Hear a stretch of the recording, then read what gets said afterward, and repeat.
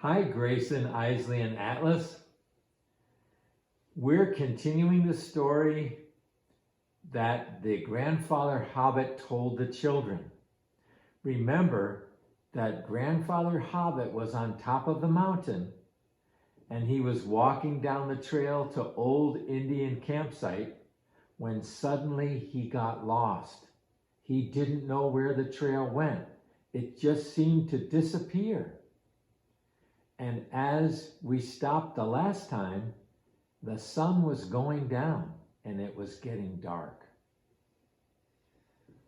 Well, Grandfather Hobbit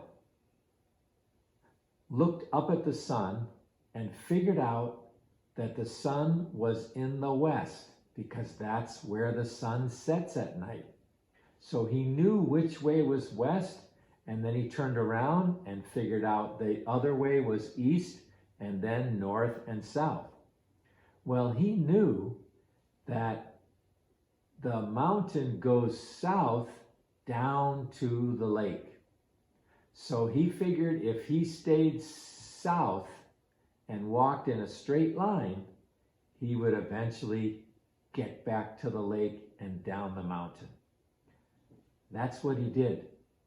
He started out directly south and went as fast as he could, and it was getting darker and darker, and pretty soon stars started to come out.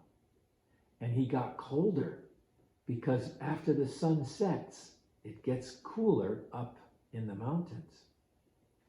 Well, he kept going down, and he went down, down, down, and he thought he must surely almost be at the lake by now, but then it became pitch dark.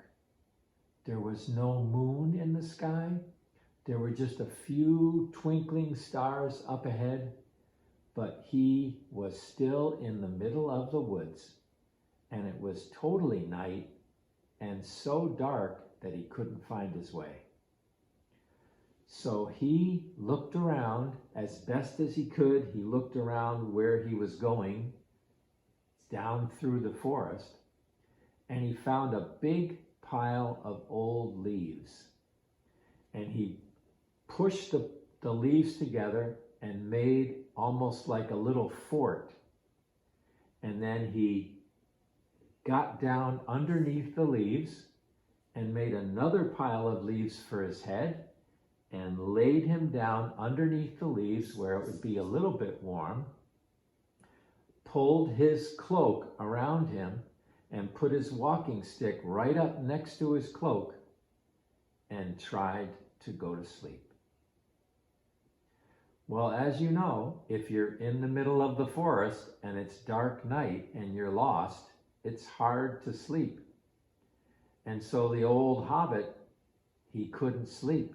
He just laid there and looked around, looked up at a couple stars twinkling, and then he got a little bit colder, so he pulled his cloak up around him tight as he could and laid with his arms around his chest, and he just waited until the morning light.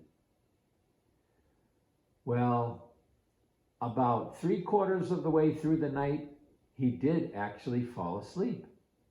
And he woke up about an hour later, and as he was looking out from underneath his leaf pile, he could see the sun rising.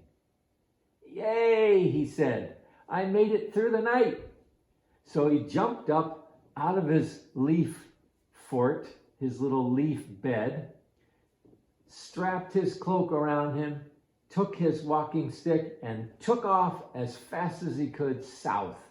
He kept going south. He knew that if he kept going in a straight line, he would eventually hit the lake.